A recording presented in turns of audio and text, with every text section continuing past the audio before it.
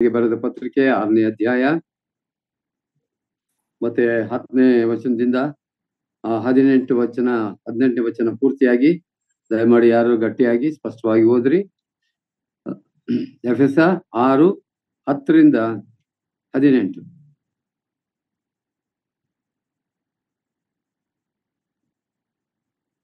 ಕಡೆ ಮಾತೇನೆಂದರೆ, ನೀವು ಕರ್ತನನ್ನು ಆತನ ಅತ್ಯಧಿಕವಾದ ಶಕ್ತಿಯನ್ನು ಆಶ್ರಯಿಸಿಕೊಂಡವರಾಗಿ ಬಲಗೊಳ್ಳಿರಿ. ಸೈತಾನನ ತಂತ್ರೋಪಾಯಗಳನ್ನು ನೀವು ಎದುರಿಸಿ ನಿಲ್ಲುವುದಕ್ಕೆ ಶಕ್ತರಾಗುವಂತೆ ದೇವರು ದಯಪಾಲಿಸುವ ಸರ್ವಾಯುಧಗಳನ್ನು ಧರಿಸಿಕೊಳ್ಳಿರಿ. ನಾವು ಹೋರಾಡುವುದು ಮನುಷ್ಯ ಮಾತ್ರದವರ ಸಂಗಡವಲ್ಲ, ರಾಜತ್ವಗಳ ಮೇಲೆಯೂ ಅಧಿಕಾರಗಳ ಮೇಲೆಯೂ ಈ ಅಂಧಕಾರದ ಲೋಕಾಧಿಪತಿಗಳ ಮೇಲೆಯೂ ಆಕಾಶ ಮಂಡಲದಲ್ಲಿರುವ ದುರಾತ್ಮಗಳ ಸೇನೆಯ ಮೇಲೆಯೂ ನಾವು ಹೋರಾಡುವವರಾಗಿದ್ದೇವೆ. ಆದದ್ದರಿಂದ ಕಠಿಣ ಯುದ್ಧವು ನಡೆಯುವ ದಿವಸದಲ್ಲಿ ಆ ವೈರಿಗಳನ್ನು ಎದುರಿಸುವುದಕ್ಕೂ ಮಾಡಬೇಕಾದದ್ದೆಲ್ಲವನ್ನು ಮಾಡಿ ಜಯಶಾಲಿಗಳಾಗಿ ನಿಲ್ಲುವುದಕ್ಕೂ ಶಕ್ತರಾಗುವಂತೆ ದೇವರು ದಯಪಾಲಿಸುವ ಸರ್ವಾಯುಧಗಳನ್ನು ತೆಗೆದುಕೊಳ್ಳಿರಿ. ಸತ್ಯವೆಂಬ ನಡುಕಟ್ಟನ್ನು ಕಟ್ಟಿಕೊಂಡು ನೀತಿ ಎಂಬ ವಜ್ರ ಕವಚವನ್ನು ಧರಿಸಿಕೊಂಡು ಸಮಾಧಾನದ ವಿಷಯವಾದ ಸುವಾರ್ತೆಯನ್ನು ತಿಳಿಸುವುದರಲ್ಲಿ ಸಿದ್ಧವಾದ ಮನಸ್ಸೆಂಬ ಕೆರಗಳನ್ನು ಮೆಟ್ಟಿಕೊಂಡು ನಿಲ್ಲಿರಿ ಮತ್ತು ನಂಬಿಕೆ ಎಂಬ ಗುರಾಣಿಯನ್ನು ಹಿಡುಕೊಳ್ಳಿರಿ. ಆದ್ದರಿಂದ ನೀವು ಕೆಡುಕನ ಅಗ್ನಿ ಬಾಣಗಳನ್ನೆಲ್ಲ ಆರಿಸುವುದಕ್ಕೆ ಶಕ್ತರಾಗುವಿರಿ. ಇದಲ್ಲದೆ ರಕ್ಷಣೆ ಎಂಬ ಶಿರಸ್ತ್ರಾಣವನ್ನು ಇಟ್ಟುಕೊಂಡು ಪವಿತ್ರಾತ್ಮನು ಕೊಡುವ ದೇವರ ವಾಕ್ಯವೆಂಬ ಕತ್ತಿಯನ್ನು ಹಿಡಿಯಿರಿ. ನೀವು ಪವಿತ್ರಾತ್ಮ ಪ್ರೇರಿತರಾಗಿ ಎಲ್ಲಾ ಸಮಯಗಳಲ್ಲಿ ಸಕಲ ವಿಧವಾದ ಪ್ರಾರ್ಥನೆಯಿಂದಲೂ ವಿಜ್ಞಾಪನೆಯಿಂದಲೂ ದೇವರನ್ನು ಪ್ರಾರ್ಥಿಸಿರಿ. ಇದರಲ್ಲಿ ಪೂರ್ಣ ಸ್ಥಿರಚಿತ್ತರಾಗಿದ್ದು ದೇವ ಜನರೆಲ್ಲರ ವಿಷಯದಲ್ಲಿ ವಿಜ್ಞಾಪನೆ ಮಾಡುತ್ತಾ ಎಚ್ಚರವಾಗಿರ್ರಿ. ದೇವರು ಈ ವಾಕ್ಯ ಭಾಗವನ್ನ ನಮ್ಮೆಲ್ಲರಿಗೆ ಆಶೀರ್ವದಿಸಿಕೊಡ್ಲಿ. ನನಗೆ ಈ ವಾಕ್ಯ ಓದುವಾಗ್ಲೇನೆ ಬಹಳಷ್ಟು ಒಂದು ಸ್ಫೂರ್ತಿ ಬರುವಂಥದ್ದಾಗಿರ್ತದೆ.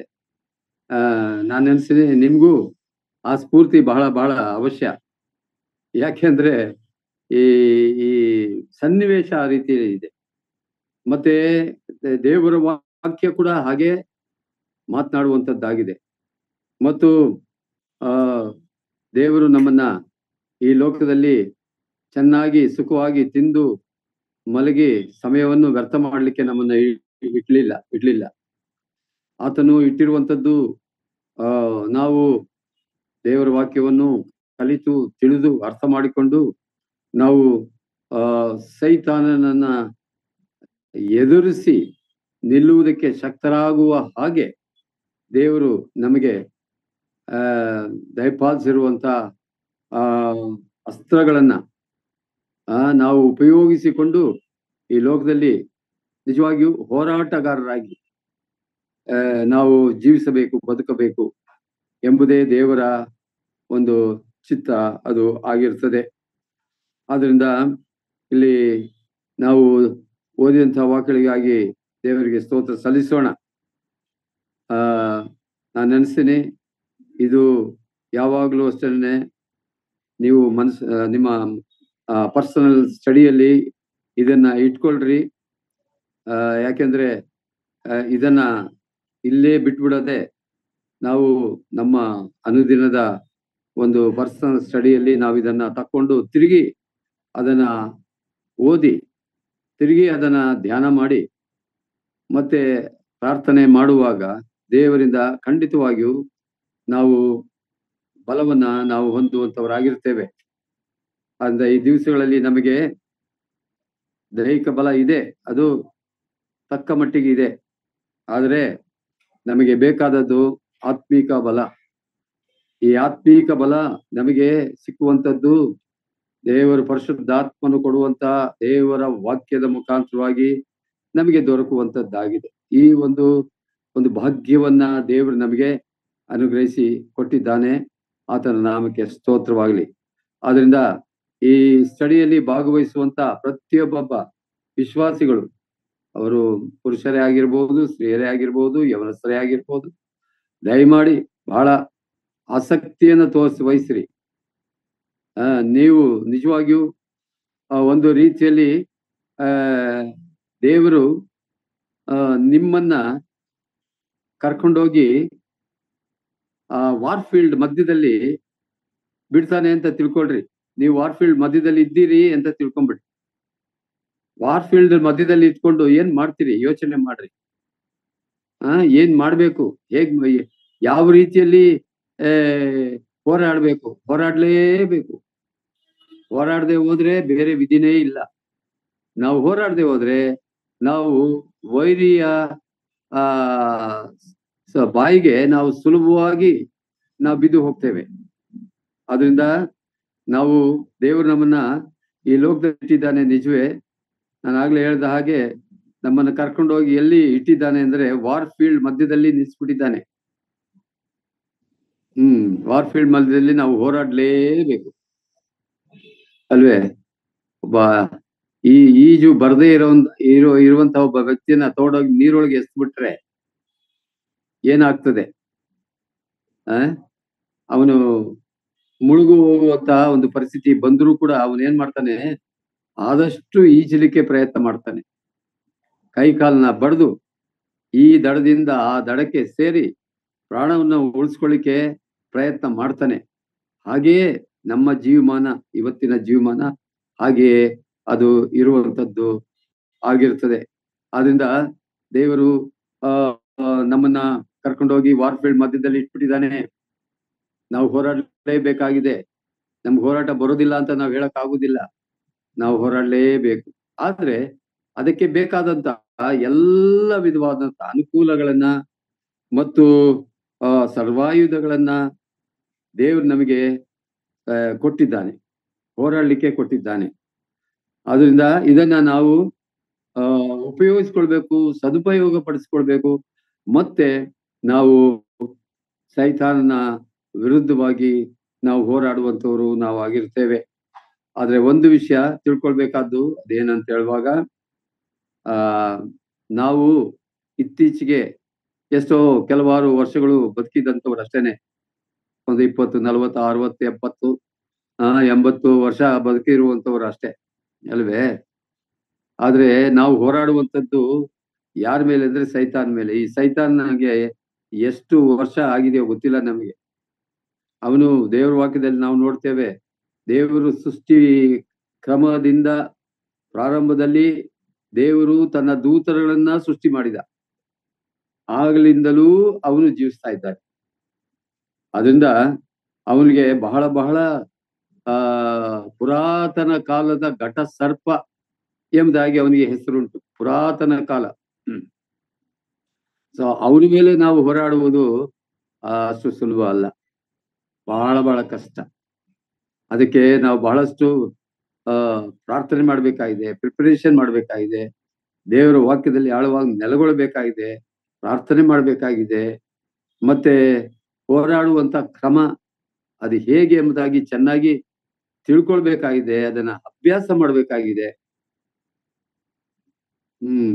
ಆದ್ರಿಂದ ವಿಶ್ವಾಸಿಯ ಜೀವಮಾನ ಅದು ಒಂದು ಹೋರಾಟದ ಜೀವಮಾನ ಅದು ಆಗಿರ್ತದೆ. ಆದ್ರಿಂದ ಇವಾಗ ನಾವು ನನ್ನ ವಿಷಯಕ್ಕೆ ನಾನು ಬರ್ತೇನೆ. ಅದೇನಂತ ಹೇಳುವಾಗ, ಇದೊಂದು ಜಯಪ್ರದವಾದಂತ ಜೀವಿತ, ಈ ಜೀವಿತಕ್ಕೆ ದೇವರು ನಮ್ಮನ್ನು ಕರೆದಿದ್ದಾನೆ ಮತ್ತು ನಮ್ಮನ್ನ ತಗೊಂಡೋಗಿ ಆ ರಣರಂಗದ ಮಧ್ಯದಲ್ಲಿ ಯುದ್ಧ ಭೂಮಿಯಲ್ಲಿ ನಮ್ಮನ್ನು ನಿಲ್ಲಿಸ್ಬಿಟ್ಟಿದ್ದಾನೆ. ನಮ್ಮ ವೈರಿಯಲ್ಲಿದ್ದಾನೆ, ಅವನ ವಿರುದ್ಧವಾಗಿ ನಾವು ಹೋರಾಡಬೇಕಾಗಿದೆ. ಆದ್ರಿಂದ ಇವತ್ತು ನಾವು ಒಂದು ರೀತಿಯಲ್ಲಿ ಏನೂ ಗೊತ್ತಿಲ್ಲದಂತ ರೀತಿಯಲ್ಲಿ ಅಥವಾ ಸೋಮಾರಿಗಳಾಗಿ ಸೈತಾನ ವಿರುದ್ಧವಾಗಿ ಹೋರಾಡದೆ ಸುಮ್ಮನೆ ನಮ್ಮ ಸಮಯಗಳನ್ನ ವ್ಯರ್ಥ ಮಾಡಿಕೊಂಡು ನಾವು ಹೋಗುವುದಾದ್ರೆ ಖಂಡಿತವಾಗಿಯೂ ನಾವು ಸೋಲಿನ ಹಾದಿಗೆ ನಾವು ಹೋಗ್ತೇವೆ.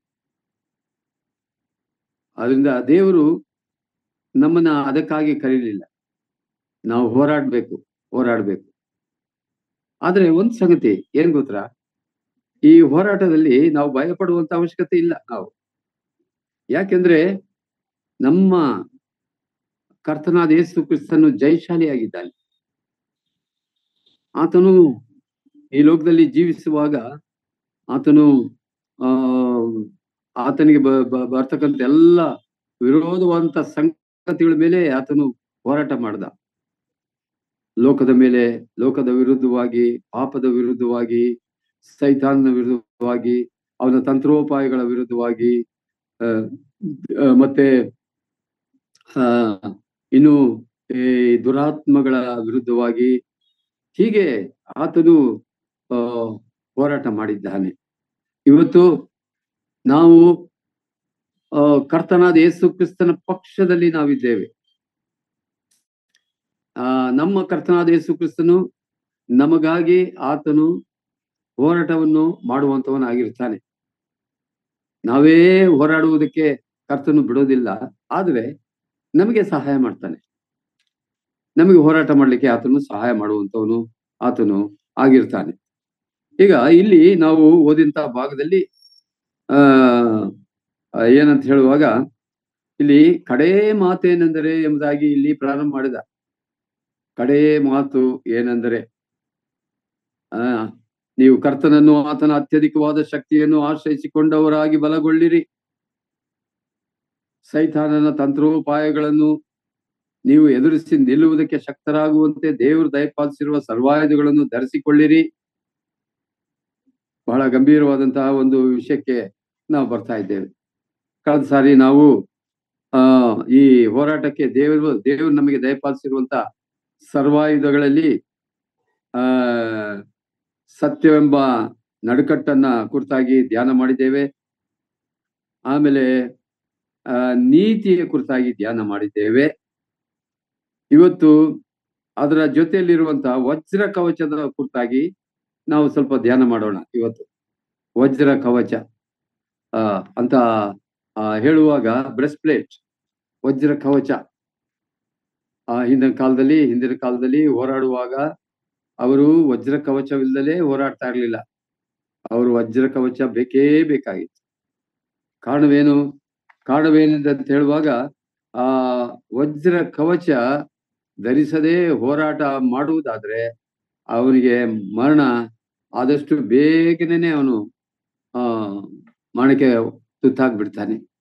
ಆದ್ರಿಂದ ಈ ವಜ್ರ ಕವಚವನ್ನ ನಾವು ಧರಿಸಲೇಬೇಕಾಗಿತ್ತು. ಅದು ಕಂಪಲ್ಸರಿ. ನಾನು ಸುಮಾರು 35 ವರ್ಷ BL ನಲ್ಲಿ ನಾನು ಕೆಲಸ ಮಾಡ್ತೇನೆ. ಆ 35 ವರ್ಷಗಳಲ್ಲಿ ನಮ್ಮ ಆಫೀಸರ್ಗಳು ಬಂದು ಫಸ್ಟ್ ನಮ್ಮನ್ನ ಒಂದ್ಸಾರಿ ಹೀಗೆ ಕಣ್ಣೆತ್ತಿ ನೋಡ್ತಾ ಇದ್ರು. ನಮ್ಮನ್ನೆಲ್ಲ ಹೇಗಿದ್ದಾರೆ, ಯಾರು ಹೇಗೆ ಬಂದಿದ್ದಾರೆ, ಯಾವ್ಯಾವ ರೀತಿಯಲ್ಲಿದ್ದಾರೆ. ಆಮೇಲೆ ನಮಗೆ ಯೂನಿಫಾರ್ಮ್ಗಳು ಕೂಡ ಇತ್ತು ಅವಾಗ, ಯೂನಿಫಾರ್ಮ್. ಸೊ ಯೂನಿಫಾರ್ಮ್ ಕಂಪಲ್ಸರಿ ನಾವು ಧರಿಸಲೇಬೇಕಾಗಿತ್ತು. ಯೂನಿಫಾರ್ಮ್ ಇಲ್ದಲೆ ನಾವು ಒಳಗಡೆ ಪ್ರವೇಶನೂ ಇಲ್ಲ, ನಾವು ಕೆಲಸ ಮಾಡುವ ಹಾಗೂ ಇಲ್ಲ. ಯೂನಿಫಾರ್ಮ್ ಇತ್ತು. ಸೊ ಹೇಗೋ ಹಾಗೆಯೇ ದೇವರು ದಯಪಾಲಿಸಿರುವಂತ ಈ ಸರ್ವಾಯುಧಗಳು ನಮಗೆ ಕಂಪಲ್ಸರಿ. ಅದು ನಾವು ಅದನ್ನ ಧರಿಸಲೇಬೇಕಾಗಿದೆ. ಅದನ್ನ ಧರಿಸಿ ಹೋರಾಡಬೇಕಾಗಿದೆ. ಸೊ ಆದ್ರಿಂದ ಇವಾಗ ವಾಕ್ಯದಲ್ಲಿ ನಾವು ನೋಡ್ತಾ ಬರ್ತೇವೆ. ಏನಂತ ಹೇಳುವಾಗ ಈ ನೀತಿ ಎಂಬಂತ ವಜ್ರ ಕವಚ, ಈ ನೀತಿ ಬಹಳ ಪ್ರಾಮುಖ್ಯವಾದಂತಹ ಒಂದು ವಿಷಯ. ರೈಚಸ್ನೆಸ್, ಇಂಗ್ಲಿಷ್ ನಲ್ಲಿ ಅದನ್ನ ರೈಚಸ್ನೆಸ್ ಎಂಬುದಾಗಿ ನಾವು ಓದ್ತೇವೆ. ಬ್ರೆಸ್ಟ್ ಪ್ಲೇಟ್ ಆಫ್ ರೈಚಸ್ನೆಸ್, ನೀತಿ ಎಂಬಂತ ಈ ನಿಲುವಂಗಿಯನ್ನ ನೀತಿ ಎಂಬಂತ ಈ ಒಂದು ಪ್ಲೇಟ್ ಅನ್ನ, ಈ ಅಸ್ತ್ರವನ್ನ ನಾವು ಧರಿಸಿಕೊಂಡಂತವರಾಗಿ ನಾವು ಹೋರಾಡುವಂತವರು ನಾವಾಗಿರ್ತೇವೆ. ಹೋರಾಡಲೇಬೇಕಾಗಿದೆ.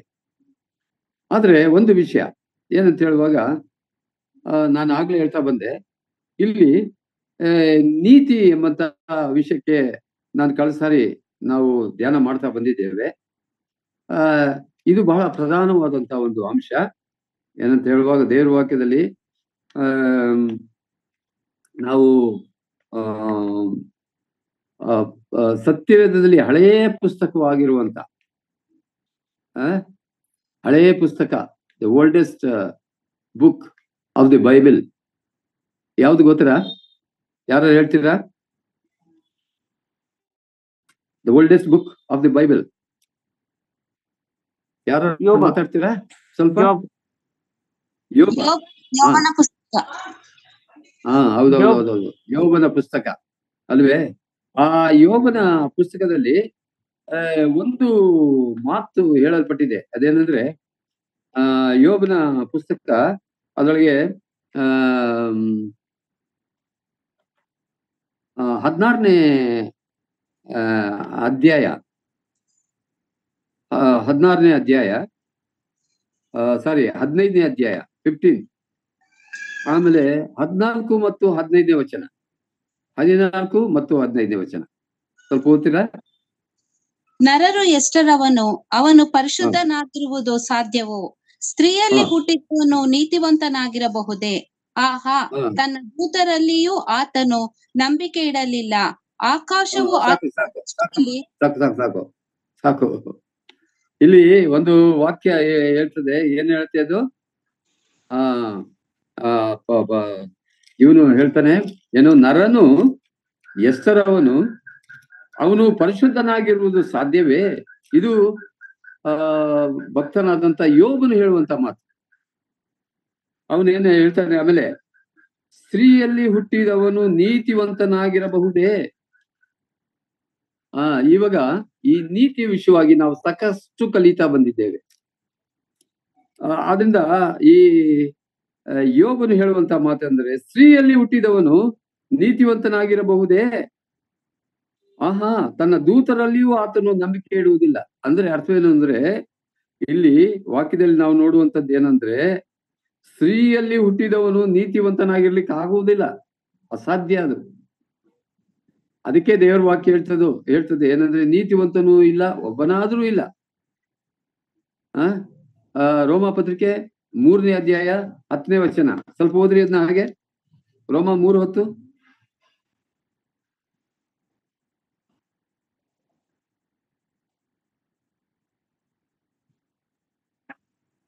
ಇದು ಶಾಸ್ತ್ರದಲ್ಲಿ ಬರೆದಿರುವ ಮಾತುಗಳಿಗೆ ಸರಿಯಾಗಿದೆ.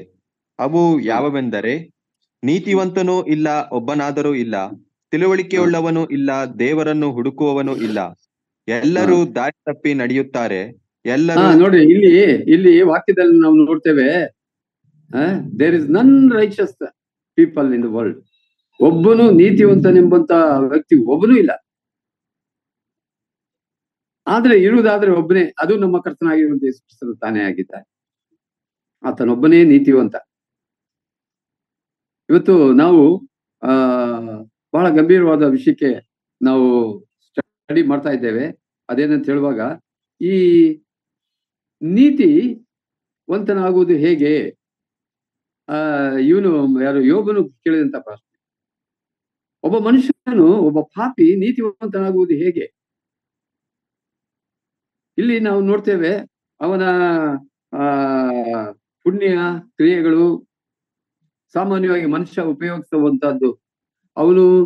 ಮನುಷ್ಯ ಯಾವಾಗಲೂ ಸ್ವನೀತಿ ಉಳ್ಳಂಥವನು. ಎಲ್ಲಾ ಮನುಷ್ಯರು ಸ್ವನೀತಿ ಉಳ್ಳಂಥವರು. ಸ್ವನೀತಿ ಅಂದ್ರೆ ಏನು? ಪುಣ್ಯ ಕಾರ್ಯಗಳು, ಪುಣ್ಯ ಕ್ರಿಯೆಗಳು, ಆಚರಣೆಗಳು, ಪದ್ಧತಿಗಳು, ಸಂಪ್ರದಾಯಗಳು, ಇವೆಲ್ಲ ನಾವು ನೋಡುವಾಗ ಇದೆಲ್ಲ ಪುಣ್ಯ ಕಾರ್ಯಗಳನ್ನ ಕುರಿತಾಗಿ ನಾವು ಓದ್ತೇವೆ. ಇವತ್ತು ಮನುಷ್ಯ ಬಹಳ ಶ್ರದ್ಧೆಯಿಂದ ಇದನ್ನೆಲ್ಲ ಪಾಲಿಸ್ತಾನೆ, ಟ್ರೈ ಮಾಡ್ತಾನೆ. ಆದ್ರೆ ಎಷ್ಟೋ ವಿಷಯಗಳಲ್ಲಿ ಅವನು ತಪ್ಪಿ ಬಿಡ್ತಾನೆ. ದೇವ್ರ ವಾಕ್ಯ ಹೇಳ್ತದೆ, ಧರ್ಮಶಾಸ್ತ್ರ ಹೇಳುವಂಥದ್ದು ಅದುವೇ, ನೀವು ಎಲ್ಲವನ್ನೂ ಕೈಕೊಂಡು ನಡೆದು ಒಂದರಲ್ಲಿ ತಪ್ಪಿಟ್ರೆ ಎಲ್ಲದರಲ್ಲೂ ತಪ್ಪಿತಸ್ಥನಾಗುತ್ತೀಯ. ಅದರಿಂದ ಇಲ್ಲಿ ದೇವರ ವಾಕ್ಯ ಹೇಳ್ತದೆ, ನೀತಿವಂತನೂ ಇಲ್ಲ, ಒಬ್ಬನಾದ್ರೂ ಇಲ್ಲ ಎಂಬುದಾಗಿ. ಹಾಗಾದ್ರೆ ಇಂಥ ಅನೀತಿವಂತನಾದಂತ ಈ ಮನುಷ್ಯನನ್ನ ದೇವರು ಹಾಗೆ ಕೈ ಬಿಡ್ಲಿಲ್ಲ. ದೇವರು ಏನ್ ಮಾಡ್ದ? ಆತನನ್ನ ನೀತಿವಂತನಾಗಿ ಮಾಡ್ಲಿಕ್ಕೆ ಆತನು 3 ಅಂಶಗಳನ್ನ ಪ್ರಯೋಗಿಸ್ತಾನೆ ನೀತಿವಂತನಾಗಿ ಮಾಡ್ಲಿಕ್ಕೆ. ಮೊದಲನೇ ಒಂದು ಅಂಶ ಯಾವುದಂದ್ರೆ, ದೇವರ ಕೃಪೆ. ದೇವರ ಕೃಪೆಯಿಂದ ಮಾತ್ರ ಒಬ್ಬ ಮನುಷ್ಯನು ನೀತಿವಂತನಾಗ್ಲಿಕ್ಕೆ ಸಾಧ್ಯ. ಕಳ್ಸಾರಿ ನಾವು ಅದನ್ನ ಓದಿದ್ದೇವೆ ಸವಿಸ್ತಾರವಾಗಿ. ಆದ್ರೂ ಕೂಡ ಸ್ವಲ್ಪ ಈಗ ನನಗೆ ಮುಂದೆ ಹೋಗ್ಲಿಕ್ಕೆ ಸ್ವಲ್ಪ ಇದು ನನಗೆ ಪ್ರಯೋಜನ ಕೊಡ್ತದೆ. ಈಗ ಒಬ್ಬ ಮನುಷ್ಯನು ನೀತಿವಂತನಾಗ್ಲಿಕ್ಕೆ ಹೇಗೆ ಸಾಧ್ಯ? ಅದು ದೇವರ ಕೃಪೆಯ ಮುಖಾಂತರವಾಗಿಯೇ ಸಾಧ್ಯ. ದೇವರ ಕೃಪೆ ಅಂತ ಹೇಳುವಾಗ ದೇವರು ತಾನೇ ಮನುಷ್ಯನಿಗೋಸ್ಕರ, ಪಾಪಿಗೋಸ್ಕರವಾಗಿ ಏನ್ ಬೇಕೋ ಅದೆಲ್ಲವನ್ನು ಮಾಡಿ ಆತನು ಮುಗಿಸಿ ಆತನು ಕೃಪೆಯನ್ನು ಕೊಟ್ಟಿದ್ದಾನೆ. ಆ ಕೃಪೆ ಅಂದ್ರೆ ಅದೇ, ದೇವರು ತಾನೇ ಎಲ್ಲವನ್ನು ತಾನೇ ನಮಗೋಸ್ಕರವಾಗಿ ಮಾಡಿಬಿಟ್ಟಿದ್ದಾನೆ. ನಾವು ಏನು ಅದಕ್ಕಾಗಿ ಸೇರಿಸುವುದು ಅವಶ್ಯಕತೆ ಇಲ್ಲ, ತರುವಂಥದ್ದು ಅವಶ್ಯವಿಲ್ಲ, ಕೊಡುವಂಥದ್ದು ಅವಶ್ಯಕ ಇಲ್ಲ. ಇಲ್ಲಿ ಒಬ್ಬ ಮನುಷ್ಯನು ನೀತಿವಂತನಾಗುವುದು ಹೆಂಗಪ್ಪ ಅಂದ್ರೆ ದೇವರ ಕೃಪೆಯಿಂದಲೇ. ವಾಕ್ಯ ಹೀಗೆ ಹೇಳ್ತದೆ, ರೋಮ 3:24, ಅವರು ನೀತಿವಂತರೆಂದು ನಿರ್ಣಯ ಹೊಂದುವುದು ದೇವರ ಉಚಿತಾರ್ಥವಾದ ಕೃಪೆಯಿಂದಲೇ. ದೇವರ ಕೃಪೆ ಇದು ಬಹಳ ಗಂಭೀರವಾದಂತಹ ಒಂದು ವಿಷಯ. ಇವತ್ತು ನನ್ನ ಪ್ರಿಯ ಸಹೋದರ ಸಹೋದರಿಗಳೇ, ಇವತ್ತು ಒಂದು ವಿಷಯ ನಾವು ತಿಳ್ಕೊಳ್ಬೇಕೇನಂದ್ರೆ, ಒಂದು ವೇಳೆ ನಾವು ನೀತಿವಂತರಾಗಿದ್ದೇವೆ ಎಂಬತಕ್ಕಂತ ಒಂದು ಮನವರಿಕೆ ನಮ್ಮಲ್ಲಿ ಉಂಟಾ, ಅಥವಾ ಆ ಒಂದು ಅಭಿಲಾಷೆ ನಮಗೆ ಉಂಟಾ? ಈ ಅಭಿಲಾಷೆ ಬಹಳ ಬಹಳ ಅತಿ ಪ್ರಾಮುಖ್ಯ. ದೇವರ ವಾಕ್ಯ ಹೇಳ್ತದೆ, ಅವರು ನೀತಿವಂತರೆಂದು ನಿರ್ಣಯ ಹೊಂದುವುದು ದೇವರ ಉಚಿತಾರ್ಥವಾದ ಕೃಪೆ. ಅಂದ್ರೆ ಯಾವನು ದೇವರ ಕೃಪೆಯನ್ನು ಆಧಾರ ಮಾಡ್ಕೊಳ್ತಾನೋ, ಯಾವನು ತಾನು ದೇವರ ಮುಂದೆ ಪಾಪಿ ಎಂಬುದಾಗಿ ಒಪ್ಪಿಕೊಂಡಂತವನಾಗಿ ಕ್ಷಮೆಯಾಚಿಸ್ತಾನೋ, ಕ್ರಿಸ್ತನ ಶಿಲುಬೆಯ ಕಾರ್ಯದ ಮೇಲೆ ನಂಬಿಕೆ ಇಡ್ತಾನೋ, ಅವನಿಗೆ ದೇವರು ಅಪಾರವಾದಂತ ಕೃಪೆಯನ್ನು ಕೊಟ್ಟಿದ್ದಾನೆ. ಕೃಪೆ, ದೇವರ ಕೃಪೆ. ದೇವರು ನಮ್ಮ ರಕ್ಷಣೆಗೋಸ್ಕರ ಎಲ್ಲವನ್ನು ತಾನೇ ಮಾಡಿ ಮುಗಿಸ್ಬಿಟ್ಟಿದ್ದಾನೆ. ಅದು ದೇವರ ಕೃಪೆ. ಆಮೇಲೆ ನೀತಿ ನಿರ್ಣಯ ಹೊಂದುವಂಥದ್ದು ಎರಡನೇ ವಿಷಯ ಹೇಗೆ? ಅದು ಕರ್ತನಾದ ಯೇಸು ಕ್ರಿಸ್ತನು ಶಿಲುಬೆಯಲ್ಲಿ ಸುರಿಸಿದ ರಕ್ತದ ಮುಖಾಂತರವಾಗಿ. ಈ ರಕ್ತದ ಮುಖಾಂತರವಾಗಿ ಮಾತ್ರವೇ ಒಬ್ಬ ಪಾಪಿ ಅವನು ನೀತಿ ನಿರ್ಣಯ ಹೊಂದಲಿಕ್ಕೆ ಸಾಧ್ಯತೆ ಉಂಟು. ವಾಕ್ಯ ಹೀಗೆ ಹೇಳ್ತದೆ, ಇದೇ ರೋಮ 3:25, ಈತನು ತನ್ನ ರಕ್ತವನ್ನು ಸುರಿಸಿ ನಂಬಿಕೆ ಇದ್ದವರಿಗಾಗಿ ಕೃಪಾಧಾರವಾಗಬೇಕೆಂದು ದೇವರು ಈತನನ್ನು ಮುಂದಿಟ್ಟನು. ಈತನು ತನ್ನ ರಕ್ತವನ್ನು ಸುರಿಸಿ, ಕರ್ತನಾದ ಯೇಸು ಕ್ರಿಸ್ತನ ರಕ್ತಧಾರೆಯ ಮುಖಾಂತರವಾಗಿ ಇವತ್ತು ದೇವರು ನಮ್ಮನ್ನ ನೀತಿವಂತರೆಂದು ನಿರ್ಣಯಿಸಿದ್ದಾನೆ. ದೇವರ ನಾಮಕ್ಕೆ ಸ್ತೋತ್ರ. ಆಮೇಲೆ ಮೂರನೇದಾಗಿ ಈ ನೀತಿ ನಿರ್ಣಯ ಹೊಂದುವಂಥದ್ದು ಹೇಗೆ? ಮೂರನೇದಾಗಿ ನಂಬಿಕೆಯ ಮೂಲಕ. ಮೊದಲನೇದಾಗಿ ದೇವರ ಕೃಪೆ, ಎರಡನೇದಾಗಿ ಕ್ರಿಸ್ತನು ಶಿಲುಬೆಯಲ್ಲಿ ಸುರಿಸಿದ ರಕ್ತದ ಮೂಲಕ, ಮತ್ತು ಮೂರನೇದಾಗಿ ನಂಬಿಕೆಯ ಮೂಲಕ. ಇವೆರಡನ್ನು ನಾವು ಸ್ವೀಕಾರ ಮಾಡುವುದು ಹೇಗಪ್ಪ ಅಂದ್ರೆ ನಂಬಿಕೆಯ ಮುಖಾಂತರವಾಗಿ. ಈ ನಂಬಿಕೆ ನಮಗೆ ಬಹಳವಾಗಿ ಅತಿ ಅವಶ್ಯಕವಾಗಿದೆ. ನಂಬಿಕೆ ಕುರಿತು ಬಹಳಷ್ಟು ನಾವು ಕೇಳಿದ್ದೇವೆ, ತಿಳ್ಕೊಂಡಿದ್ದೇವೆ, ಓದಿದ್ದೇವೆ. ಅದರಿಂದ ನಂಬಿಕೆ, ದೇವರು ಹಿಂದಿನ ಕಾಲದಲ್ಲಿ ಪಾಪಗಳನ್ನು ದಂಡಿಸದೆ ಸಹಿಸಿಕೊಂಡಿರಲಾಗಿ ತನ್ನ ನೀತಿಯನ್ನು ಈಗಿನ ಕಾಲದಲ್ಲಿ ಹೀಗೆ ತೋರಿಸಿ ತಾನು ನೀತಿ ಸ್ವರೂಪನಾಗಿಯೂ ಯೇಸುವಿನಲ್ಲಿ ನಂಬಿಕೆ ಇಡುವವರನ್ನು ನೀತಿವಂತರೆಂದು ನಿರ್ಣಯಿಸುವನಾಗಿಯೂ ಕಾಣಿಸಿಕೊಂಡಿದ್ದಾನೆ. ನಂಬಿಕೆಯ ಮುಖಾಂತರವಾಗಿ ನೀತಿ ನಿರ್ಣಯ ನಮಗೆ ದೇವರು ದಯಪಾಲಿಸಿದ್ದಾನೆ. ಆತನ ನಾಮಕ್ಕೆ ಸ್ತೋತ್ರವನ್ನ ಸಲ್ಲಿಸೋಣ. ಮತ್ತು ಈಗ ಮುಂದಕ್ಕೆ ನಾನು ಹೋಗ್ತೇನೆ. ಏನಂತ ಹೇಳುವಾಗ, ಇಲ್ಲಿ ನಾವು ನೋಡುವಂತಹ ಒಂದು ಭಾಗ ಏನಪ್ಪಾ ಅಂದ್ರೆ, ಈ ವಜ್ರ ಕವಚ, ನೀತಿ ಎಂಬಂತ ವಜ್ರ ಕವಚ. ಈ ವಜ್ರ ಕವಚದ ವಿಷಯವಾಗಿ ಇವತ್ತು ನಾವು ಸ್ವಲ್ಪ ಡೀಟೇಲ್ ಆಗಿ ನಾವು ಸ್ಟಡಿ ಮಾಡೋಣ. ಈ ವಜ್ರ ಕವಚ ಅಂತ ಹೇಳುವಾಗ ಅದು ಬ್ರೆಸ್ಟ್ ಪ್ಲೇಟ್ ಎಂಬುದ ಇಂಗ್ಲಿಷ್ ನಲ್ಲಿ ನಾವು ಓದ್ತೇವೆ. ಬ್ರೆಸ್ಟ್ ಪ್ಲೇಟ್ ಆಫ್ ರೈಚಸ್ನೆಸ್, ನೀತಿ ಎಂಬಂತ ವಜ್ರ ಕವಚ. ಅಂದ್ರೆ ಅರ್ಥವೇನಪ್ಪಾ ಅಂತ ಹೇಳುವಾಗ, ಈ ವಜ್ರ ಕವಚ ಒಂದು ನೀತಿ ಇದ್ದ ಹಾಗೆ. ಸಾಮಾನ್ಯವಾಗಿ ಹಿಂದಿನ ಕಾಲದಲ್ಲಿ ಯುದ್ಧ ಮಾಡುವಂತವರು, ಹೋರಾಟ ಮಾಡುವಂತವರು, ಅವರು ವಜ್ರ ಕವಚವನ್ನ ಅವರು ಧರಿಸಲೇಬೇಕಾಗಿತ್ತು. ವಜ್ರ ಕವಚವನ್ನು ಧರಿಸದೆ ಅವರು ಹೋರಾಡುವುದು ಬಹಳ ಅಪಾಯ. ಅವರು ಬೇಗನೆ ಸತ್ತು ಹೋಗ್ತಾ ಇದ್ರು, ಮರಣಕ್ಕೆ ತುತ್ತಾಕ್ಬಿಡ್ತಾ ಇದ್ರು. ಯಾಕೆಂದ್ರೆ ಈ ವಜ್ರ ಕವಚ ಬಹಳ ಬಹಳ ಪ್ರೊಟೆಕ್ಟ್ ಮಾಡುವಂಥದ್ದು, ಮನುಷ್ಯನನ್ನ ಬಹಳ ಚಂದವಾದ ರೀತಿಯಲ್ಲಿ, ಬಹಳ ವಿಶೇಷವಾದ ರೀತಿಯಲ್ಲಿ ಅದು ಪ್ರೊಟೆಕ್ಟ್ ಮಾಡುವಂಥದ್ದಾಗಿದೆ, ಸಂರಕ್ಷಣೆ ಮಾಡುವಂಥದ್ದು.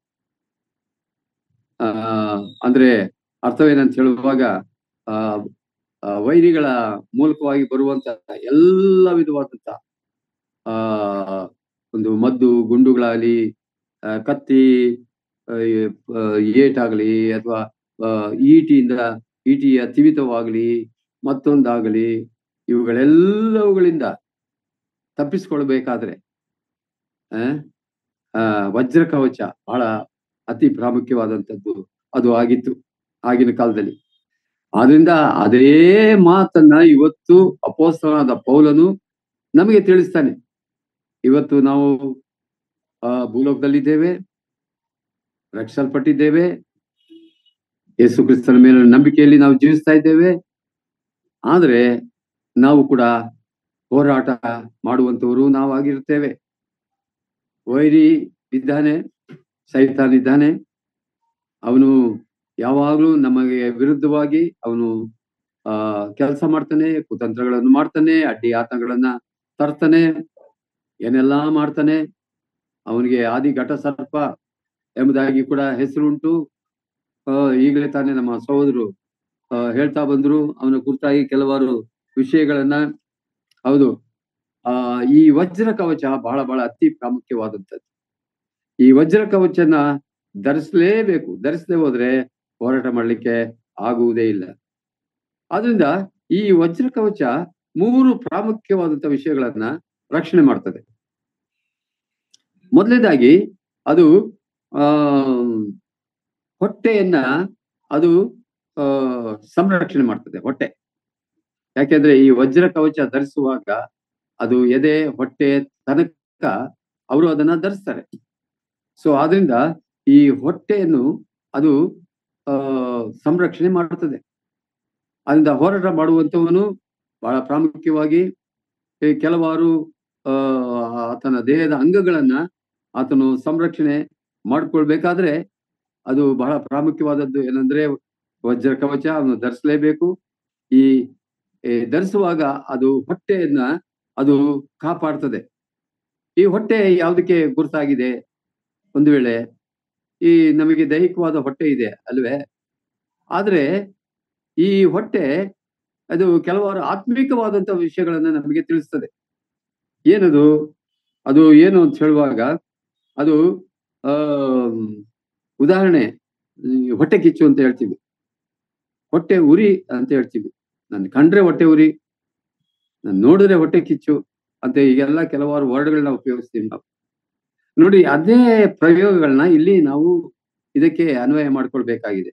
ಏನಂತ ಹೇಳುವಾಗ ಈ ಹೊಟ್ಟೆ ಅದು ಏನಪ್ಪಾ ಅಂದ್ರೆ ನಮ್ಮ ಎದೆಯನ್ನು, ಹೊಟ್ಟೆಯನ್ನು ಅದು ಕಾಪಾಡ್ತದೆ.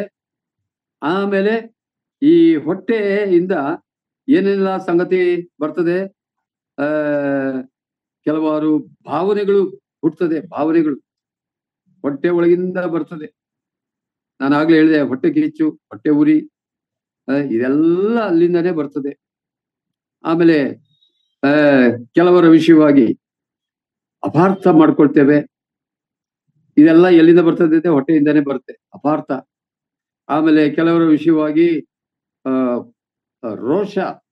ರೋಷ ಉಕ್ತದೆ ನಮಗೆ ಕೆಲವಾರು ವಿಷಯದಲ್ಲಿ. ಆ ರೋಷ ಎಲ್ಲಿಂದ ಬರ್ತದೆ ಅಂದ್ರೆ ಹೊಟ್ಟೆಯಿಂದಲೇ ಬರ್ತದೆ. ಆಮೇಲೆ ಈ ಟೆಂಪ್ಟೇಷನ್ ಅಂತ ಏನ್ ನಾವು ಹೇಳ್ತೀವಿ, ಶೋಧನೆ, ಈ ಶೋಧನೆಗಳು ಎಲ್ಲಿಂದ ಬರ್ತದೆ ಅಂದ್ರೆ ಹೊಟ್ಟೆಯಿಂದಲೇ ಬರ್ತದೆ.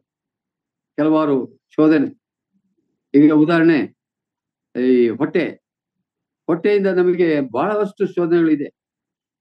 ಈಗ ತಾನೇ ನಾವು ನೋಡ್ತಾ ಬಂದ್ವಿ. ಏನಪ್ಪಾ ಅಂದ್ರೆ ಒಬ್ರು ನೋಡಿದ್ರೆ ಹೊಟ್ಟೆ ಊರ್ಕೊಳ್ಳೋದು, ಕೋಪ ಮಾಡ್ಕೊಳ್ಳೋದು, ಮತ್ತೆ ಆ ಆ, ರೋಷ ತೋರಿಸ್ಕೊಳ್ಳೋದು, ಎಲ್ಲ ಸಂಗತಿಯ ಜೊತೆಯಲ್ಲಿ ಈ ಹೊಟ್ಟೆ ಕೆಲವಾರು ಆವೇಶಗಳು, ಹೊಟ್ಟೆ ಒಳಗೆ ಆವೇಶಗಳನ್ನ ನಾವು ಇಟ್ಕೊಳ್ತೇವೆ. ಇದೇನ್ ಮಾಡ್ತದೆ ಅಂದ್ರೆ ನಮ್ಮನ್ನ ಕೆಡಿಸ್ತದೆ, ನಮ್ಮನ್ನ ಹಾಳು ಮಾಡ್ತದೆ. ಆದರೆ ಒಂದು ವಿಷಯ ಏನಂತ ಹೇಳುವಾಗ, ಸೈತಾನ ಇದ್ರ ಮೇಲೆ ಅಟ್ಯಾಕ್ ಮಾಡ್ತಾನೆ ನಮಗೆ.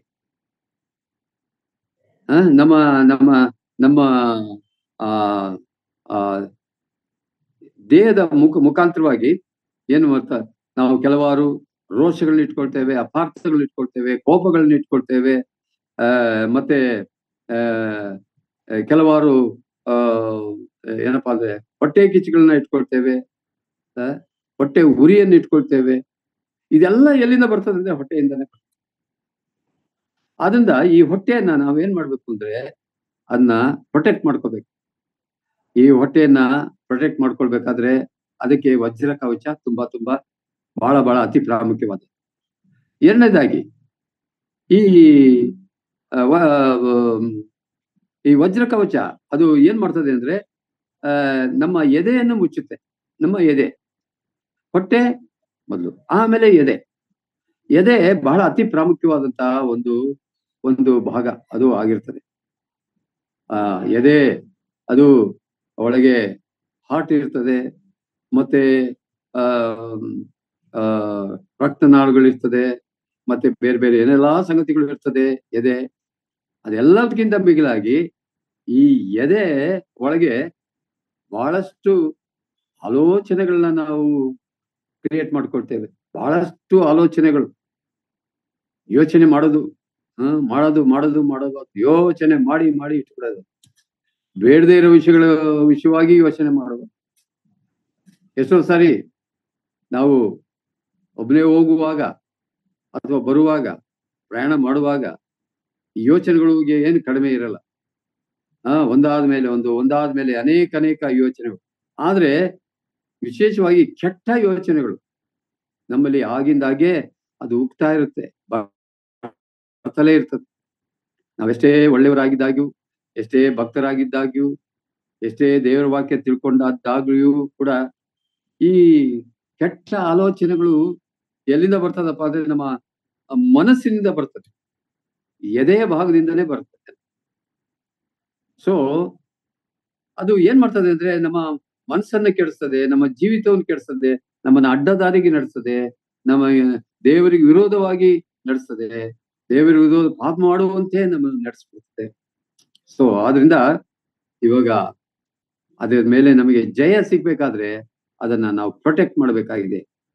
ಹೇಗೆ ಅಂತ ಹೇಳುವಾಗ, ದೇವರು ಕೊಡ್ತಕ್ಕಂತ ಈ ವಜ್ರ ಕವಚ ವಾಕ್ಯದಲ್ಲಿ ನಾವು ನೋಡ್ತಾ ಬರ್ತೇವೆ. The breast plate of righteousness, ನೀತಿ ಎಂಬಂತ ವಜ್ರ ಕವಚ. ಈ ನೀತಿ ಅದು ಒಂದು ವಜ್ರ ಕವಚ ಇದ್ದಾಗಿ. ಅಂದ್ರೆ ಅರ್ಥವೇನಂತ ಹೇಳುವಾಗ, ಈ ನೀತಿ ಬಹಳ ಬಹಳ ಇಂಪಾರ್ಟೆಂಟ್ ನಮಗೆ. ನಾವು ನಮ್ಮ ಜೀವಮಾನದಲ್ಲಿ ನಾವು ನೀತಿಗಾಗಿ, ದೇವ್ರ ವಾಕ್ಯ ಹೇಳ್ತದೆ, ಹೊಸ ಇದು ಯಾವ್ದ್ರಲ್ಲಿ ಮತ್ತಾಯನ ಬರೆದ ಸುವಾರ್ತೆಯಲ್ಲಿ ನಮ್ಮ ಕರ್ತನು ನೀತಿಯ ವಿಷಯವಾಗಿ ಬಹಳಷ್ಟು ಆತನು ಮಾತನಾಡ್ತಾ ಬಂದಿದ್ದಾನೆ, ಬೋಧನೆ ಮಾಡ್ತಾ ಬಂದಿದ್ದಾನೆ.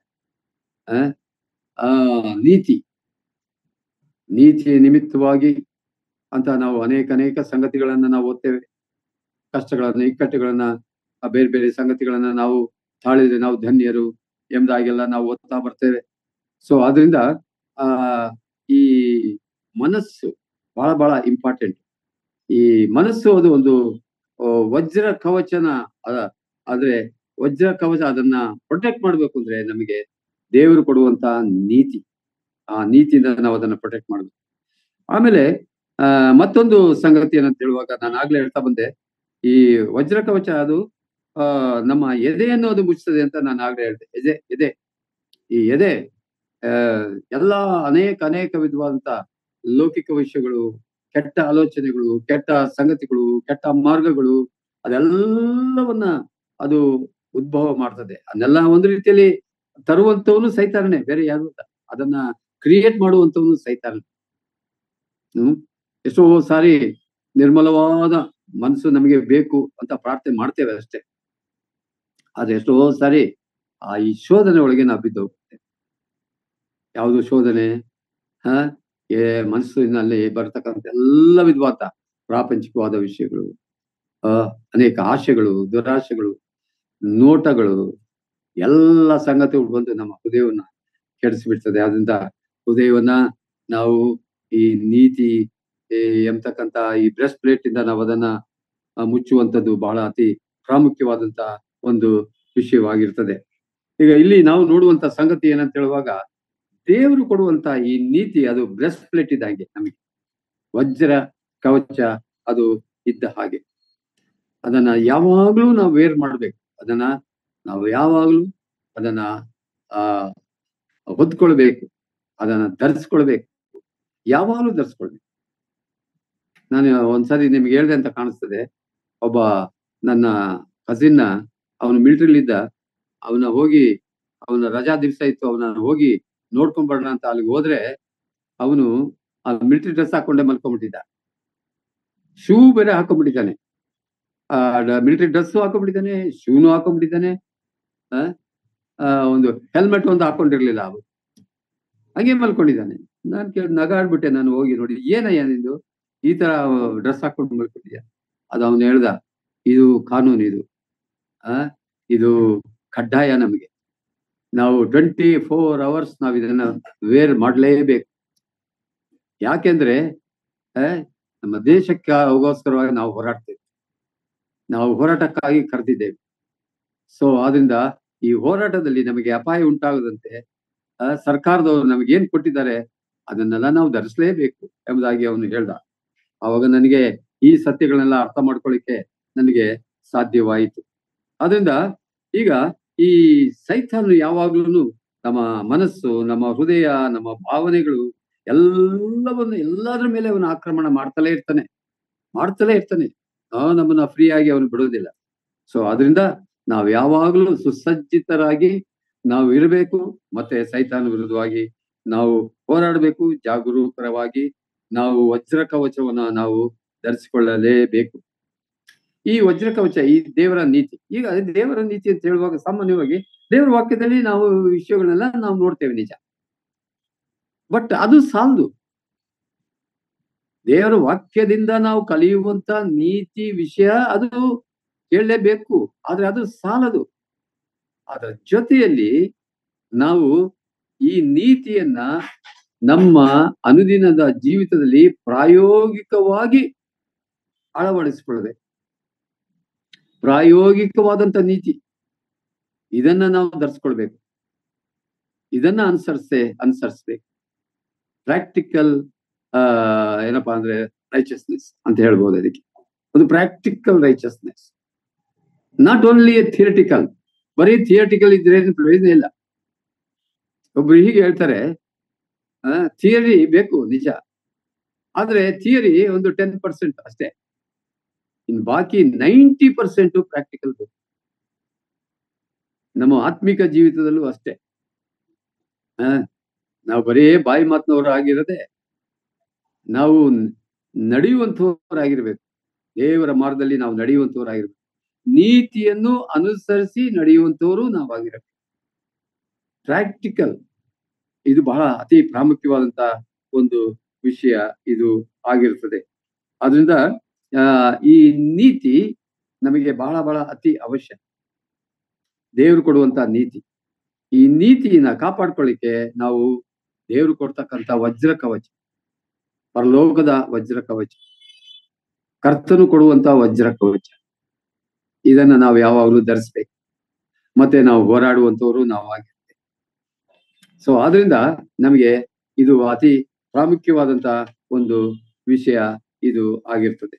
ಆಮೇಲೆ ನಾನು ಮುಂದಕ್ಕೆ ಹೋಗ್ತೇನೆ. ಏನಂತ ಹೇಳುವಾಗ ನೋಡ್ರಿ,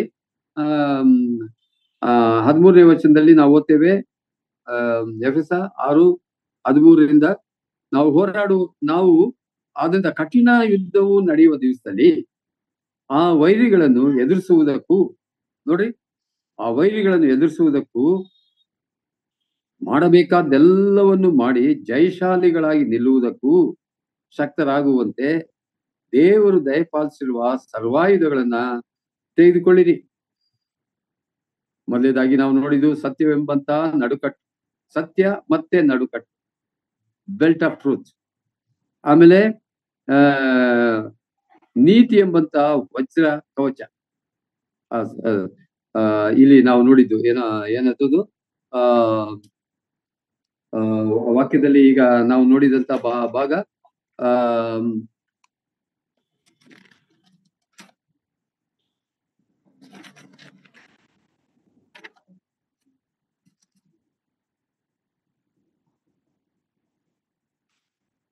and having shod of your feet with the preparation of the gospel of peace.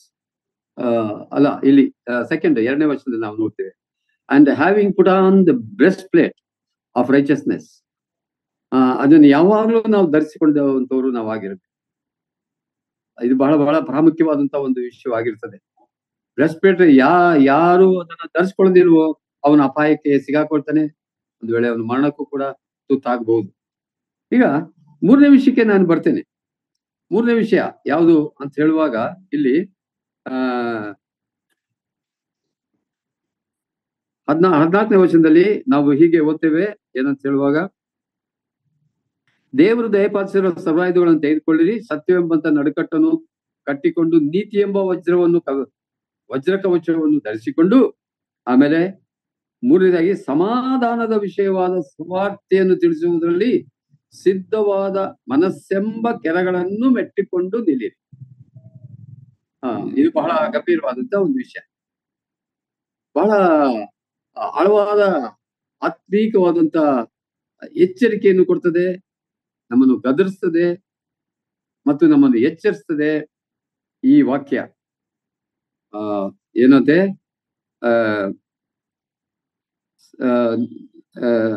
ಸಮಾಧಾನದ ವಿಷಯವಾದ ಸುವಾರ್ತೆಯನ್ನು ತಿಳಿಸುವುದರಲ್ಲಿ ಸಿದ್ಧವಾದ ಮನಸ್ಸೆಂಬ ಕೆರಗಳನ್ನು ಮೆಟ್ಟಿಕೊಂಡು ನಿಲ್ಲಿರಿ.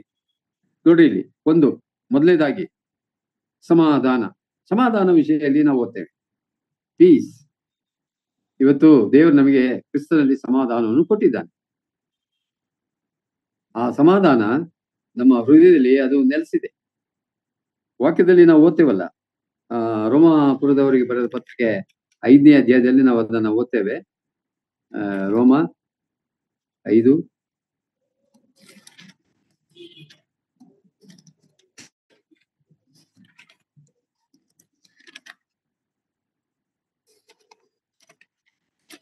ರೋಮ 5 ಮೊದಲನೇ ವಚನ. ಹೀಗಾಗಿ ನಾವು ನಂಬಿಕೆಯಿಂದ ನೀತಿವಂತರಾದ ಕಾರಣ ನಮ್ಮ ಕರ್ತನಾದ ಯೇಸು ಕ್ರಿಸ್ತನ ಮೂಲಕ ದೇವರೊಂದಿಗೆ ಉಂಟಾದ ಸಮಾಧಾನದಲ್ಲಿ ಇರೋಣ. ದೇವರು ನಮಗೆ ಅದ್ಭುತವಾದ ಸಮಾಧಾನವನ್ನು ಕೊಡ್ತಿದ್ದಾರೆ. ಯಾವಾಗ ನಮ್ಮ ಪಾಪಗಳನ್ನು ದೇವರು ಕ್ಷಮಿಸಿಬಿಟ್ನ, ಆವಾಗ ನಮಗೆ ಸಮಾಧಾನ ಉಂಟಾಯಿತು. ಯಾವಾಗ ದೇವರ ಪಾಪಗಳನ್ನು ಕ್ಷಮಿಸಿಬಿಟ್ನಲ್ಲ, ಆವಾಗ ಇದ್ದಂತ ವೈರತ್ವ ಎಲ್ಲ ಹೊರಟುಹೋಯ್ತು. ನಮಗೂ ದೇವರಿಗೆ ಇದ್ದಂತ ವೈರತ್ವ ಅದನ್ನ ಆತನು ತೆಗೆದು ಹಾಕಿದ್ದ. ಆಮೇಲೆ ಅದರ ಜಾಗದಲ್ಲಿ, ಅದರ ಸ್ಥಳದಲ್ಲಿ ಸಮಾಧಾನವನ್ನು ಕೊಟ್ಟಿದ್ದಾರೆ. ಈ ನೀತಿ ಕೂಡ ಅದೇ ಒಂದು ಕಾರ್ಯವನ್ನು ಮಾಡಿದೆ.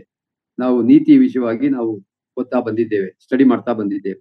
ಈ ನೀತಿ ಕೂಡ ಅದೇ ಮಾಡಿದೆ. ದೇವರ ನೀತಿ ಏನ್ ಮಾಡಿದೆ? ಅದು ನಮಗಿರುವಂತ ಒಂದು ನೀತಿ ನಮ್ಮಲ್ಲಿ ಇಲ್ಲ. ನಾನು ಆಗ್ಲೇ ಹೇಳ್ತಾ ಬಂದೆ, ನಮ್ಮಲ್ಲಿ ನೀತಿ ಇಲ್ಲ. ನಮ್ಮಲ್ಲಿ ಇರುವಂತದ್ದೆಲ್ಲ ಸ್ವನೀತಿ. ಆದ್ರೆ ದೇವರು ನಮಗೆ ತನ್ನ ನೀತಿಯನ್ನು ಆತನು ಕೊಟ್ಟಿದ್ದಾನೆ. ದೇವರು ಕೊಟ್ಟದಿಂದ ನಾವು ಹೊಂದಿದ್ದೇವೆ ಅಷ್ಟೇ. ಹೇಗೆ ಅದನ್ನು ದಯಪಾಲಿಸಿದ? ತನ್ನ ಮಗನಾದ ಯೇಸು ಕ್ರಿಸ್ತನ ಮುಖಾಂತರವಾಗಿ ಅದನ್ನು ದಯಪಾಲಿಸಿದ. ಹೇಗೆ ದಯಪಾಲಿಸಿದ ಅಂತ ನಾವು ನೋಡುವಾಗ ನೋಡಿ, ಅದನ್ನ ನಾವು ಕೊರಿಂಥದವರಿಗೆ ಬರೆದ ಪತ್ರಿಕೆಯಲ್ಲಿ ಓದ್ತೇವೆ. ಮೊದಲನೇ ಕೊರಿಂಥ ಪತ್ರಿಕೆ ಅಲ್ಲಿ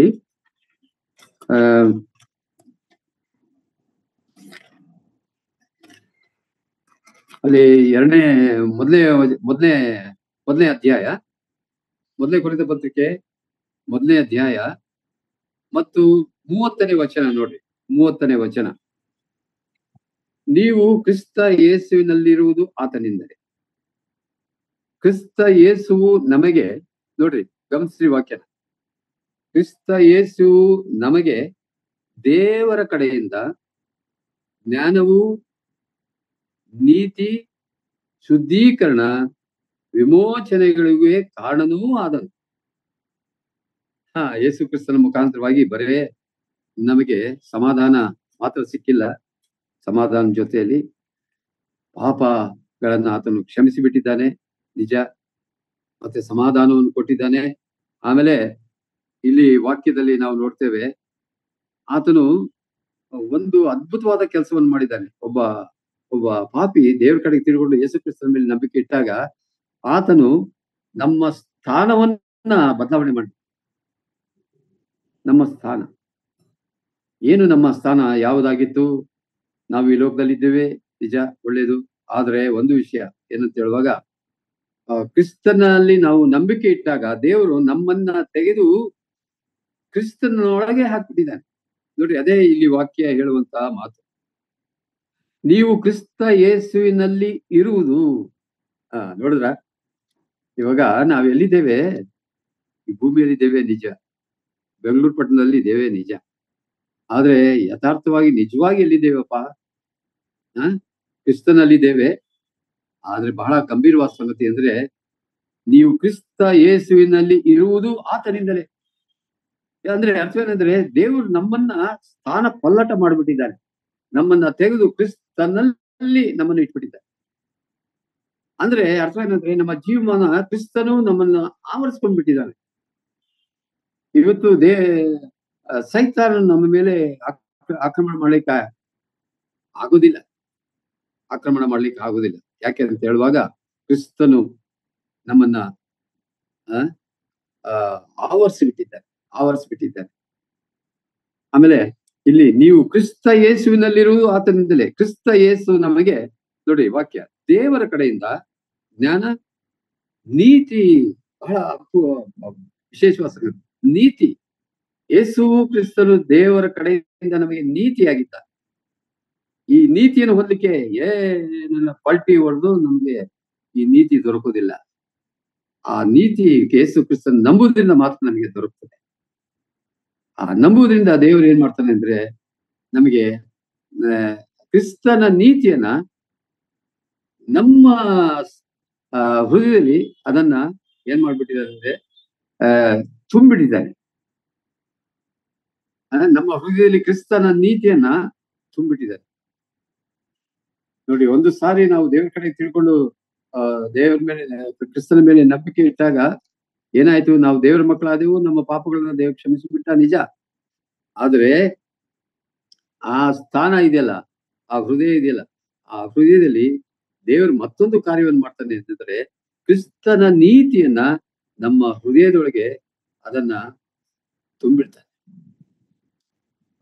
ಆದ್ರಿಂದ ಇಲ್ಲಿ ವಾಕ್ಯ ಹೇಳ್ತದೆ, ಯೇಸು ನಮಗೆ ದೇವರ ಕಡೆಯಿಂದ ಜ್ಞಾನವು, ನೀತಿಯು, ಶುದ್ಧೀಕರಣವು, ವಿಮೋಚನೆಗಳು ಕಾರಣನು. ಎಷ್ಟೊಂದು ಆಶೀರ್ವಾದ ತುಂಬಿಟ್ಟಿದ್ದಾನೆ ದೇವ್ರನ್ನ, ಅದ್ಭುತವಾಗಿ ತುಂಬಿಟ್ಟಿದ್ದಾನೆ. ಆಮೇಲೆ ಇಲ್ಲಿ ನಾವು ನೋಡುವಾಗ, ಇಲ್ಲಿ ವಾಕ್ಯ ಭಾಗದಲ್ಲಿ ನಾವು ನೋಡ್ತಾ ಬಂದ್ವಲ್ಲ, ಏನಂತ ಹೇಳುವಾಗ,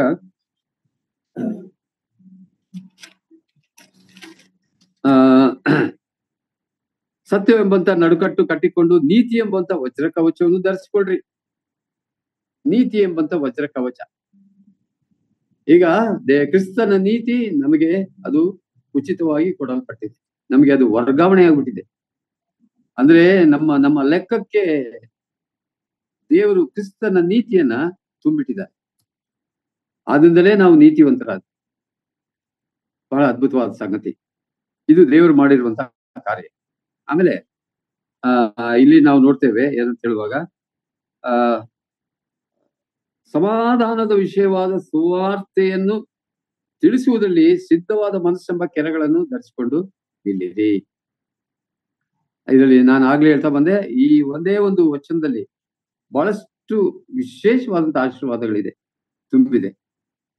ಒಂದು ವೇಳೆ ನೀವು ಮುಂದಿನ ವಾರ ಬರುವಾಗ ಇದನ್ನ ಬಹಳ ದೀರ್ಘವಾಗಿ ಬಹಳ ಮನಸ್ಸಿಟ್ಟು ಇದನ್ನ ಓದಿ ಈ ವಿಷಯಗಳನ್ನ ನೀವು ಅರ್ಥ ಮಾಡ್ಕೊಂಡ್ರೆ ದೇವರು ಖಂಡಿತವಾಗಿಯೂ ನಿಮ್ಮನ್ನ ಆಶೀರ್ವದಿಸ್ತಾನೆ. ಅದ್ಭುತವಾದಂತಹ ಆಳವಾದ ಸತ್ಯಗಳನ್ನ ನಮಗೆ ಆತನು ಕೊಡುವಂತವನು ಆಗಿರ್ತಾನೆ. ಬಹಳ ಚಂದವಾದಂತಹ ಒಂದು ವಿಷಯ ಈ 14ನೇ ವಚನ ಏನು, ನೀತಿ ಎಂಬ ವಜ್ರಕವಚವನ್ನು ಧರಿಸಿಕೊಂಡು ಸಮಾಧಾನದ ವಿಷಯವಾದ ಸುವಾರ್ತೆಯನ್ನು ತಿಳಿಸುವುದರಲ್ಲಿ ಸಿದ್ಧವಾದ ಮನಸ್ಸೆಂಬ ಕೆರಗಳನ್ನು ಮೆಟ್ಟಿಕೊಂಡು ನಿಲ್ಲಿರಿ. ಎಷ್ಟು ವಿಷಯಗಳು ತುಂಬಿದ್ದಾನೆ ಇಲ್ಲಿ ದೇವರು. ಮೊದಲನೇದಾಗಿ ಕ್ರಿಸ್ತನ ಸಮಾಧಾನ, ಎರಡನೇದಾಗಿ ಸುವಾರ್ತೆಯನ್ನು ತಿಳಿಸುವಂತ ಒಂದು ಸೇವೆ ನಮ್ಮ ಕೈ ಕೊಟ್ಟಿದ್ದಾನೆ, ಸುವಾರ್ತೆಯನ್ನು ತಿಳಿಸುವುದರಲ್ಲಿ. ಆಮೇಲೆ ಮೂರನೇದಾಗಿ ಸಿದ್ಧವಾದ ಮನಸ್ಸು. ನಮ್ಮ ಮನಸ್ಸು ಈ ವಿಷಯದಲ್ಲಿ ಬಹಳ ಸಿದ್ಧವಾಗಿರ್ಬೇಕು, ಬಹಳ ಫರ್ಮ್ ಆಗಿರ್ಬೇಕು, ಸಿದ್ಧತೆ ಉಳ್ಳವರಾಗಿರ್ಬೇಕು. ಈ ವಿಷಯದಲ್ಲಿ, ಈ ಆತ್ಮಿಕ ವಿಷಯದಲ್ಲಿ ಬಹಳಷ್ಟು ಸಿದ್ಧ ಮನಸ್ಸು ಬಹಳ ಇಂಪಾರ್ಟೆಂಟ್. ಸಿದ್ಧ ಮನಸ್ಸು ಇಲ್ದವ್ರು ಏನಾಗುತ್ತೆ ಗೊತ್ತಾ? ನಮಗೆ ಅರ್ಧಂಬರ್ಧ ಮನಸ್ಸಾಗ್ತದೆ. ಈ ಅರ್ಧಂಬರ್ಧ ಮನಸ್ಸಿದೆ ನೋಡ್ರಿ, ಅದು ಬಹಳ ಬಹಳ ಅಪಾಯ. ಅದು ನಮ್ಮನ್ನ ನಾಶನಕ್ಕೆ ತಳ್ತದೆ. ಅದು ಅರ್ಧಂಬರ್ಧ ಮನಸ್ಸು. ಅಂದ್ರೆ ಸಂದೇಹಗಳು ದೇವರ ಮೇಲೆ ಸಂದೇಹ, ಕ್ರಿಸ್ತನ ಮೇಲೆ ಸಂದೇಹ, ರಕ್ಷಣೆ ವಿಷಯದಲ್ಲಿ ಸಂದೇಹ, ಸಮಾಧಾನದ ವಿಷಯದಲ್ಲಿ ಸಂದೇಹ, ರಕ್ಷಣೆಯ ವಿಷಯದಲ್ಲಿ ಸಂದೇಹ, ಬರೀ ಸಂದೇಹ. ಇದು ಏನ್ ಮಾಡ್ತದೆ ಗೊತ್ತಾ? ನಮ್ಮನ್ನ ನಾಶನಕ್ಕೆ ತಳ್ಬಿಡ್ತದೆ. ಯಾಕೆ ಗೊತ್ತಾ? ಅವ್ನು ನಿಜವಾಗಿ ರಕ್ಷಣೆ ಹೊಂದಕ್ ಆಗುದಿಲ್ಲ. ಅವನು ಸಂದೇಹ ಅಂದ್ರೆ ಅರ್ಧಂಬರ್ಧ, ಎಲ್ಲ ಅರ್ಧಂಬರ್ಧ ನಂಬೋದು. ಅದು ಬೇಕು, ಇದು ಬೇಕು, ಲೋಕನು ಬೇಕು, ಕ್ರಿಸ್ತನು ಬೇಕು, ಎಲ್ಲ ಅರ್ಧಂಬರ್ಧ. ಇದು ಬಹಳ ಬಹಳ ಅಪಾಯಕರವಾದಂತ ನಂಬಿಕೆ ಇದು. ನಮ್ಮನ್ನ ನಾಶನಕ್ಕೆ ತಳ್ಬಿಡ್ತದೆ. ಎಚ್ಚರಿಕೆಯಾಗಿರ್ಬೇಕಿದು. ಅದಕ್ಕೆ ಇವನು ಯಾರು ಯಾಕೋಬನು ಒಂದು ಮಾತನ್ನ ನಮಗೆ ಗದರಿಸ್ತಾನೆ, ಬಹಳ ಚಂದವಾದ ರೀತಿಯಲ್ಲಿ ಗದರಿಸ್ತಾನೆ. ಅದನ್ನ ಯಾಕೋಬನ ಪತ್ರಿಕೆಯಲ್ಲಿ ನಾವು ಓದ್ತೇವೆ. ಯಾಕೋಬ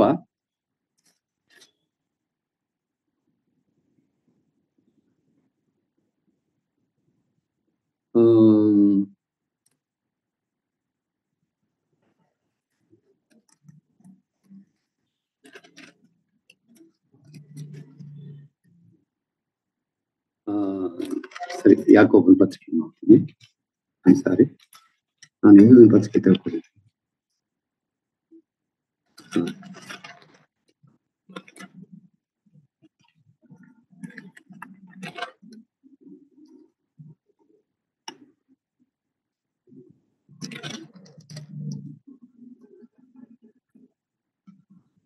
ಮೊದಲನೇ ಅಧ್ಯಾಯ, ಯಾಕೋಬ ಮೊದಲನೇ ಅಧ್ಯಾಯ 5ನೇ ವಚನದಿಂದ. ನಿಮ್ಮಲ್ಲಿ ಯಾವನಿಗಾದ್ರೂ ಜ್ಞಾನ ಕಡಿಮೆಯಾಗಿದ್ದರೆ ಅವನು ದೇವರನ್ನು ಕೇಳಿಕೊಳ್ಳಲಿ, ಅದು ಅವನಿಗೆ ದೊರಕುವುದು. ದೇವರು ಹಂಗಿಸದೆ ಎಲ್ಲರಿಗೂ ಉದಾರ ಮನಸ್ಸಿನಿಂದ ಕೊಡುವನಾಗಿದ್ದಾನೆ. ಸ್ವಲ್ಪವೂ ಸಂದೇಹ ಪಡದೆ ನಂಬಿಕೆಯಿಂದ ಕೇಳಿಕೊಳ್ಳಬೇಕು. ಸಂದೇಹ ಪಡುವವನು ಗಾಳಿಯಿಂದ ಬಡಿಯಲ್ಪಟ್ಟ ಸಮುದ್ರದ ತೆರೆಯಂತೆ ಅಲೆಯುತ್ತಿರು. ಆ ಮನುಷ್ಯನು ತಾನು ಕರ್ತನಿಂದ ಏನಾದ್ರೂ ಹೊಂದುವನೆಂದು ಭಾವಿಸದೇ ಇರಲಿ. ಬಹಳ ಖಂಡಿತವಾಗಿ ದೇವರ ವಾಕ್ಯ ನಿಮಗೆ ಬೋಧನೆ ಮಾಡ್ತದೆ. ಏನಂತ ಹೇಳುವಾಗ ಸಂದೇಹ, ಈ ಸಂದೇಹ ಅನ್ನುವಂಥದ್ದು ನಮ್ಮನ್ನ ರಕ್ಷಣೆಗೆ ನಡೆಸಲ್ಲ. ಖಂಡಿತವಾಗಿಯೂ ಅದು ನಮ್ಮ ನಾಶನಕ್ಕೆ ತಳ್ಳಿಬಿಡ್ತದೆ. ಯಾಕೆಂದ್ರೆ ಸಂದೇಹ ಅನ್ನುವುದು ಪಾಪ, ಭಯಂಕರವಾದಂತ ಪಾಪ. ಸೊ ಆದ್ರಿಂದ ದೇವರ ವಾಕ್ಯ ಹೇಳ್ತದೆ, ಸ್ವಲ್ಪವೂ ಸಂದೇಹ ಪಡದೆ ನಂಬಿಕೆಯಿಂದ ಕೇಳಿಕೊಳ್ಬೇಕು. ಆಮೇಲೆ ಸಂದೇಹ ಪಡುವವನು ಗಾಳಿಯಿಂದ ಬಡಿಯಲ್ಪಟ್ಟ ಸಮುದ್ರದ ತೆರೆಯಂತೆ ಅಲಿಯುತ್ತಿರುವನು. ಪೇತ್ರನು ಒಂದ್ಸತಿ ಸಂದೇಹ ಪಟ್ಟ ನೋಡ್ರಿ. ಯೇಸು ಸ್ವಾಮಿ ಸಮುದ್ರದ ಮೇಲೆ ನಡ್ಕೊಂಡು ಬಂದುವಾಗ ಅದನ್ನ ನೋಡಿ ಆಶ್ಚರ್ಯ ಆಗುತ್ತೆ ಪೇತ್ರನಿಗೆ. ಸ್ವಾಮಿ, ನನ್ಗೂ ಅಪ್ಪಣೆ ಕೊಡು, ನಾನು ಸಮುದ್ರದ ಮೇಲೆ ನಡ್ಕೊಂಡ್ ಬರಂಗೆ ಬಾ ಅಂತ ಕರೆದ ಸ್ವಾಮಿ. ಆದ್ರೆ ಇವನು ಸ್ವಲ್ಪ ದೂರ ನಡೆದ. ಆದ್ರೆ ಬಿರುಗಾಳಿ ಹೊಡೆತ, ಆ ಭಯಂಕರವಾದ ಸ್ಥಿತಿಗತಿಗಳನ್ನ ನೋಡಿ ಹೆದರ್ಬಿಟ್ಟ. ಯಾವಾಗ ಹೆದರ್ನ ಅವನು ಮುಳುಗಕ್ಕೆ ಶುರು ಮಾಡ್ಕೊಂಡ. ಅದಕ್ಕೆ ಸ್ವಾಮಿ ಕೈ ಹಿಡಿದು ಅವನನ್ನ ಎತ್ತಿ, ಮುಳುಗ್ತಾ ಇರತಕ್ಕಂತ ವ್ಯಕ್ತಿಯನ್ನು ಎತ್ತಿ ಮೇಲಕ್ಕೆ, ಯಾಕೆ ಸಂದೇಹ ಪಟ್ಟೆ ನೀನು ಎಂಬುದಾಗಿ ಕರ್ತನು ಅವನನ್ನ ಗದರಿಸಿದ್ದನ್ನ ನಾವು ನೋಡ್ತೇವೆ.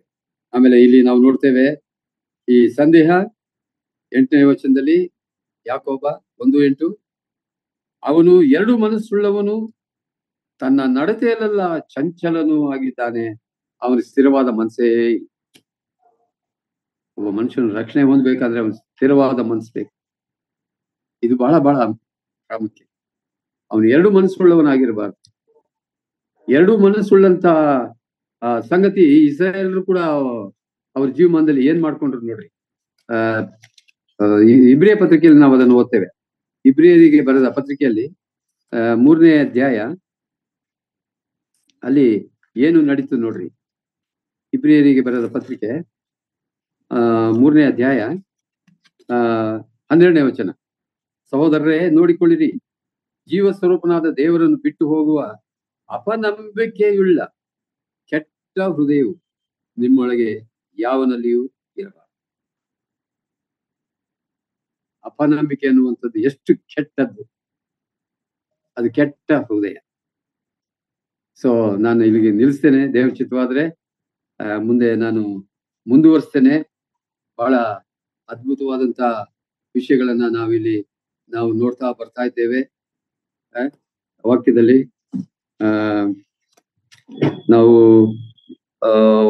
ನಾವು ನೋಡುವಾಗ